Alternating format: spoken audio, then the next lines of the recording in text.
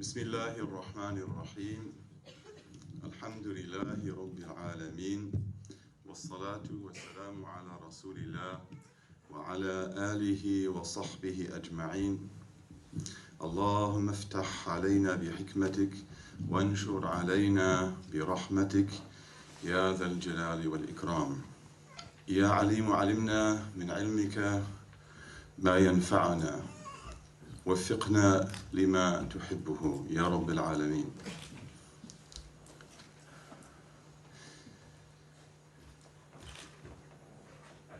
Islamic law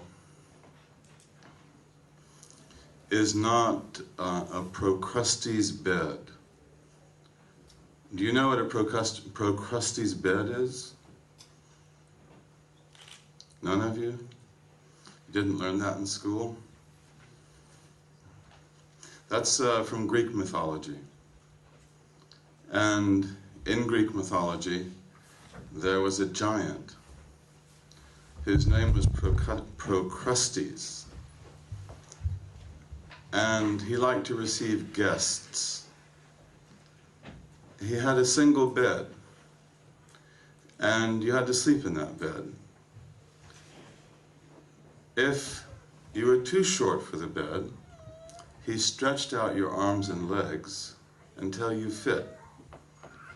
And if you were too long, then he cut off your legs. So that's what we call a Procrustes bed. One size fits all. And if it doesn't fit, we make it fit. That's not the way that Islamic law is. Fiqh means understanding. Fiqh means wisdom. And the law must always be applied with wisdom. And in every time and every place, it must be applied in a way that is suitable for that time and that place. For that reason, Al-Qarafi, who was one of the great legal scholars of Islam, he said that a scholar, a legal scholar, a mufti actually, who gives a ruling simply by taking it out of a book without thinking about it. He just takes the book off the shelf, opens up the chapter, and gives it to you without any awareness of the people, the time, the place. He says that that's a great act of disobedience and of misguidance and a violation of the law, because the law has to always be applied in a way that's appropriate for the people and the time and the place. Ibn Qayyim al-Jawziyah, who belonged to a generation after Al-Qarafi, when he read this statement of Al-Qarafi, he said, هَذَا هُوَ مَحْضُ الْفِقْهِ. He said, this is pure fiqh.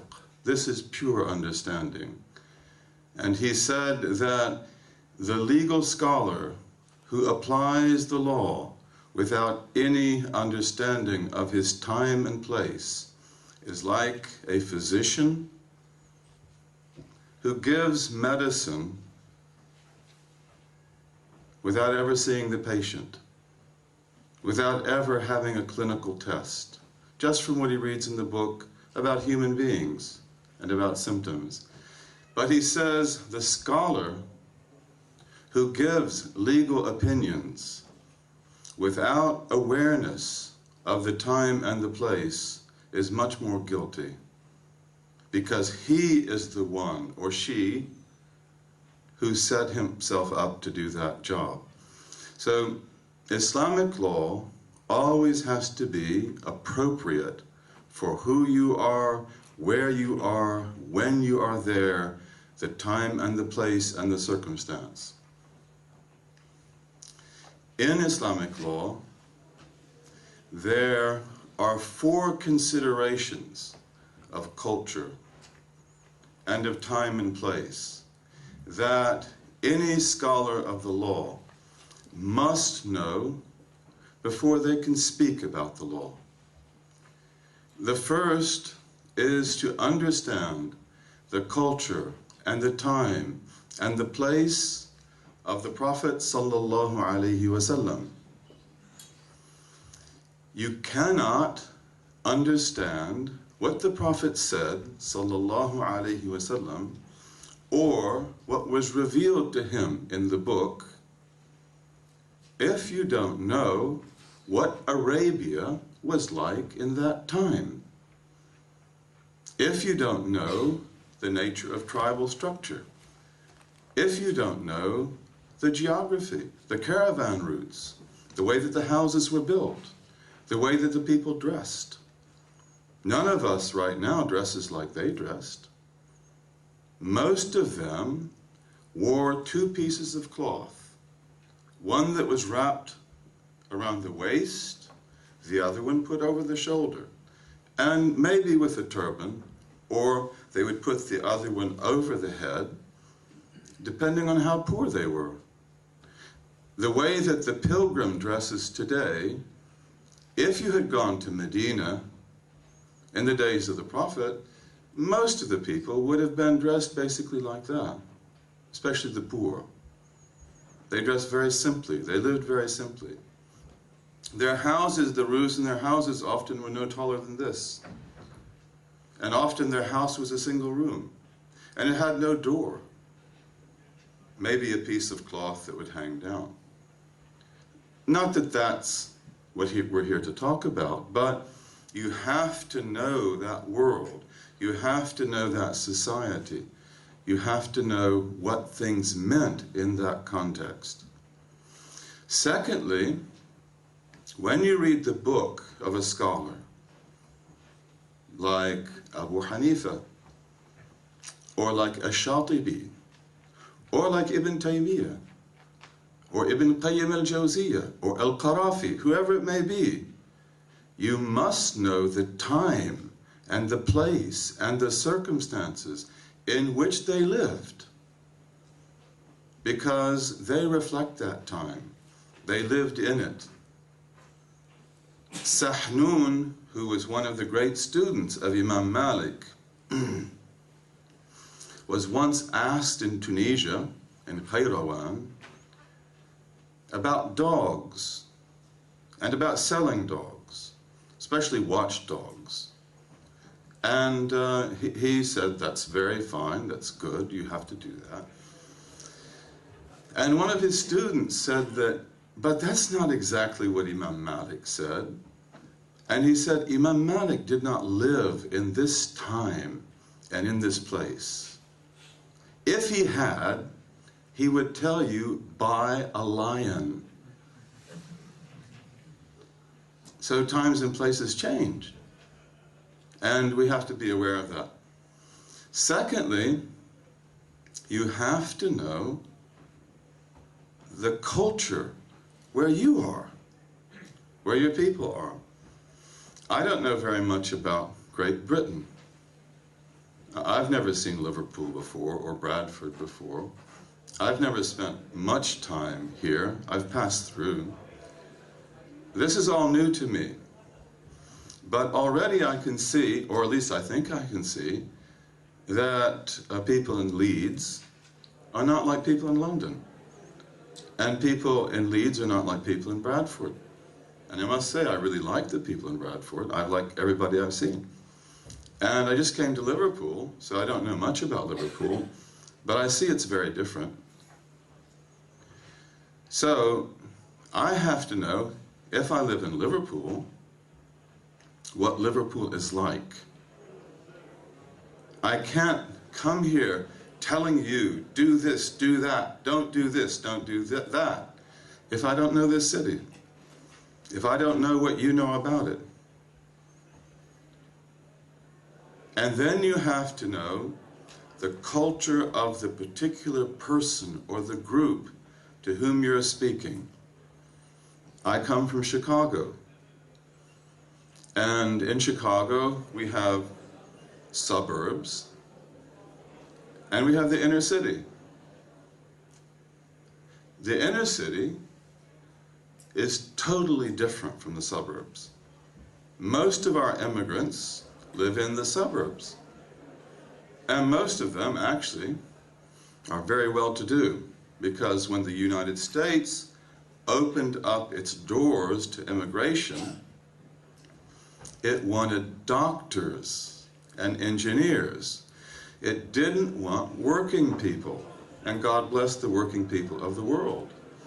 But it didn't need working people because it had other people to work, like Hispanics. So it can get them very cheaply, very easily. But what it needed from the world that was far away were engineers and doctors. So that's mostly what we got. And that affects the nature of our Muslim community very much. But the suburbs are totally different from the inner city. The inner city has poverty, gangs, drugs are everywhere. They're in the suburbs as well. But the inner city is a different world. Broken windows, unemployment, and we have Palestinians in the inner cities. All refugees would be there. Somalis, Palestinian refugees. And some of them get out, of course. And then you have also a lot of Hispanics and African Americans. And African Americans make up about 30 to 40% of our community. Islam is spreading in the African American community as, you know, what do they call it, you know, when you put your car in, you know, you put on the speed and you hold it and then it continues to hold that. Yeah. So Islam in the African American community is on cruise control. On cruise control. I mean, it's going. It's amazing. You have communal conversion. So the American Muslim community is 30 to 40% African American. That's really important, very important. And then it's about 60% Indo-Pakistani, mostly Indians, and mostly Hyderabadi Indians. And then the other percentage is Arabs, and also some Turks and other groups. We have everything there, just like you do. But in the inner city, life is totally different. So, you know, if you were to give a legal opinion in the suburbs, in a particular thing, like let's say something pertaining to marriage or to divorce or to raising the family or whatever, it would have to be tailored to that culture. And if you gave it in the inner city, what works there might be destructive in the other place. So you have to always know the culture. You have to know the people to whom you're speaking and for whom you are doing ijtihad. And I remember in 1975, I was living in Chicago, in the inner city, University of Chicago, Hyde Park. Elijah Muhammad had died, and the nation of Islam was now changing. It was opening up. Now, these are people who were nation builders. There are a lot of things about the nation of Islam, even though their belief was off. But as a group, they did a lot of things to be nation builders, to take prostitutes, to take pushers, to take people that were unemployed off the street, make them strong, make them upright, and build the nation in the inner city. That's praiseworthy. That's praiseworthy. So after Elijah died and W.D. Muhammad took over, he wanted to change things. He wanted to make them Sunnis. to bring them into Sunni Islam, and mashallah, he's done, I believe, a very excellent job. But I had a friend who was a Syrian, and he was going to go to the Nation of Islam, these big, tough men, the fruit of Islam, trained in martial arts, to teach them the Sunnah. And he goes in a thobe. Well, first of all, they were not into thobes. To them, a thobe looked like a dress. And secondly, I don't know what happened to this man's thobe. It might be that he washed it with his red pajamas. But it was pink. It was pink. And he puts on a pink thobe to go talk to the fruit of Islam in the inner city. And like we told him, brother, he did it anyway.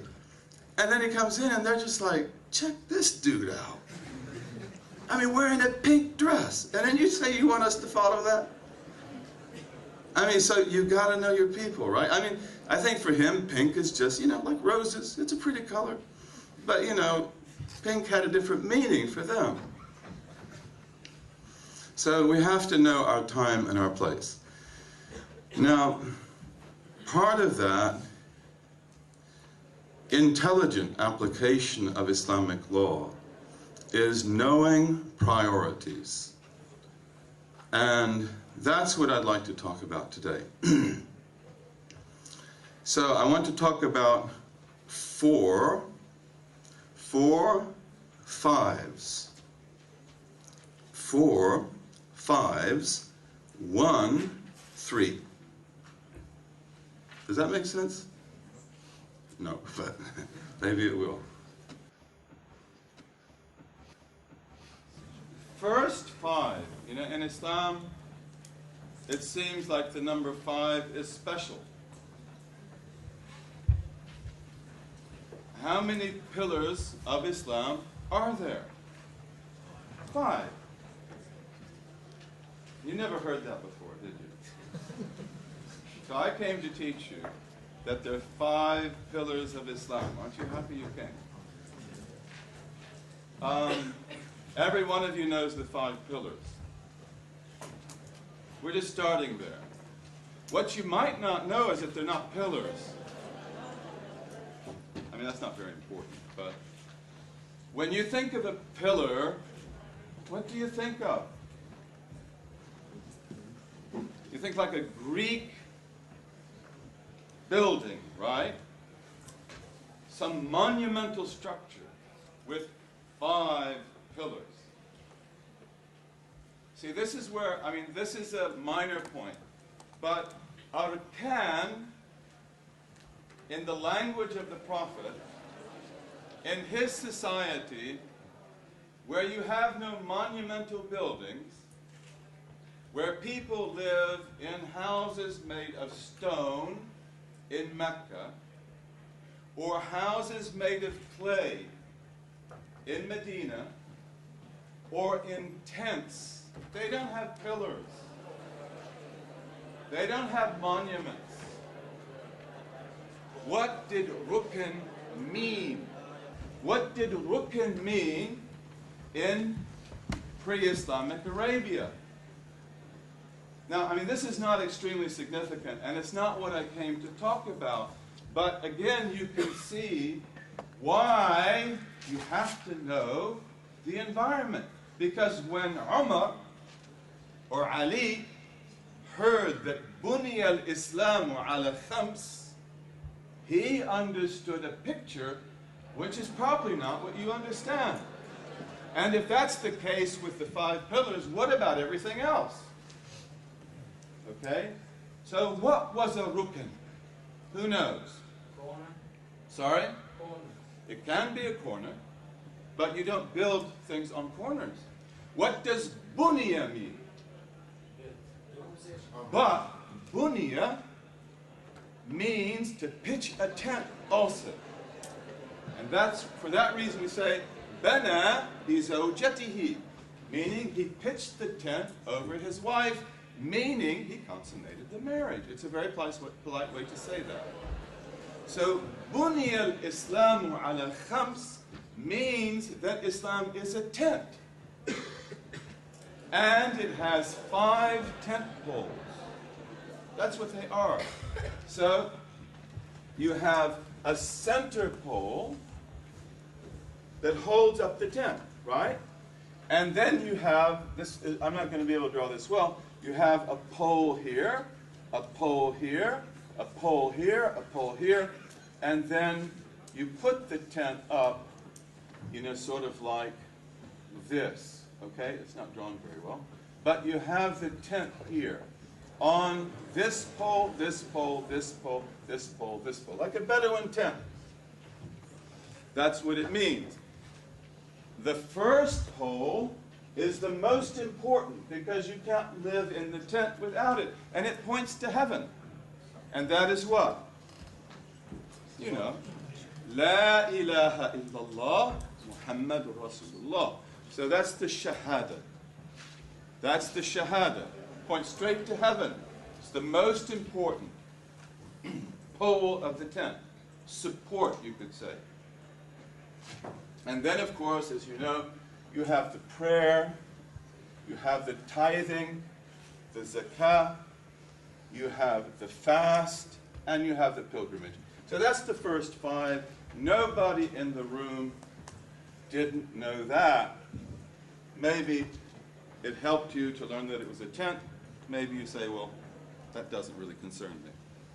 The next 5, you all know them, are the 5 ethical categories. And what are those? Al-ahkamul khams. Al-ahkamul khamsa. Right? Which are, who knows? You know. The 5 ethical categories. Which are what? Wajib. Right? Mandub.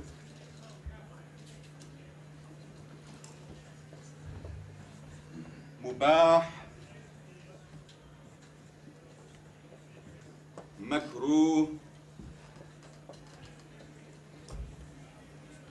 And then we have haram. I mean, all of you know that, right? So wajib, as you know, is obligatory. You gotta do it. Mandub is recommended. Like, you should do it, but if you don't do it, God won't punish you. And you're not blameworthy if you do it. I can't say that you're not a good Muslim. You didn't do that. No. And mubah is what? Neutral.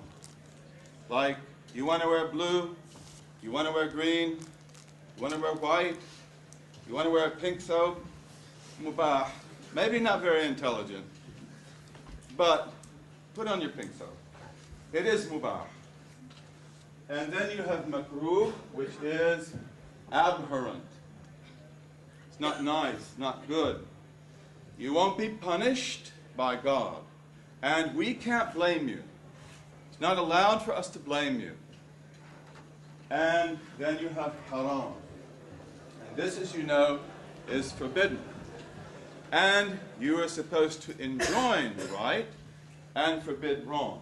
Enjoining right means to enjoin this, and forbid means to forbid this, not to forbid what is makruh or mandub, or to command what's mandub. You can't do that. And in fact, according to our scholars, enjoining right and forbidding wrong is the responsibility of the authorities, not of every Dick and Harry.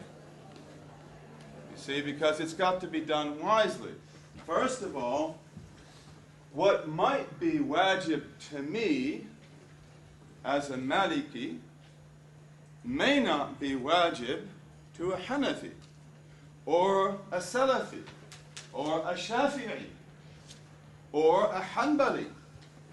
And if that's the case, I can't go around telling people you've got to do it. Because it must be something that is a matter of consensus, that we all agree is haram. Okay? And the same thing with the haram. There's certain things that are haram to a Hanafi that are not to other legitimate ways of reasoning. So you can't go tell people you can't do that. Okay? You know, in Chicago, you know, a lot of people, they put these rings in their ears. Men do. Or they put the ring here. So in Chicago, there was an African American who became a Muslim. And he came into a mosque that was mostly Bangladeshis on the north side. And he had 3 earrings. Gold. He just became a Muslim. You've got to enjoin right. You've got to forbid wrong. He walks in the door, and an uncle, I don't know if, I guess you call them uncles, right? Gets in his face. And he says, that's haram, that's haram, that's haram. You've got to get rid of that. So what do you think he did? He just turned around and he left. He said, I didn't become a Muslim for this. Was that cool? That was haram. And if Sayyidina Umar had been there, he would have whipped the Bangladeshi. He would have whipped him with his stick. He had a mean stick. He would have hit him. Really, he would have. Because first of all, like, who are you to say anything? You know? I mean, did you study the law? You know the law? First of all, is it haram to have a gold earring in your ear? Is it? For a Hanafi, for a Maliki, for a Hanbali, yes. For a Shafi'i, no. Because if it's coated, then it's makruh. So even on that basis, it really wasn't haram. It was makruh. And this is what a scholar would know. So it's like, forget about it. Forget about it. Let's say, though, that there was consensus that it's makruh to have a gold earring. Would it be obligatory, then, to get in the man's face?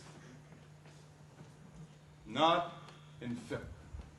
Because to command right and to forbid wrong, you've got to know what the effect will be. And we're going to get there, inshallah.